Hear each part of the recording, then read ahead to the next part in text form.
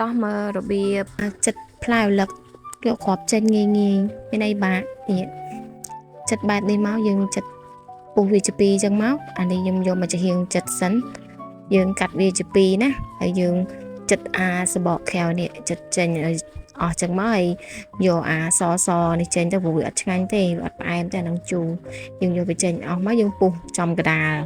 នេះយើងឆ្កឹះគ្រាប់វាចេញទៅហើយបន្ទាប់មកយើងធ្វើអញ្ចឹងយើងចិត្តចំណិតវាចេញមកចិត្តទៅវាអាគ្រាប់ហ្នឹងឲ្យតែថាអាពុះកដាលមិនហ្នឹងយើងពុះឲ្យចំកដាលវាល្អណាអាហ្នឹងយើងស្រួលឆ្កឹះហ្មងនិយាយទៅចំណុចសំខាន់គឺអាចចំណុចដែលយើងពុះកដាលមិនហ្នឹងហើយយើងចិត្តចំណិតយើងខ្វេះគ្រាប់វាចេញតាមហ្នឹងទៅណា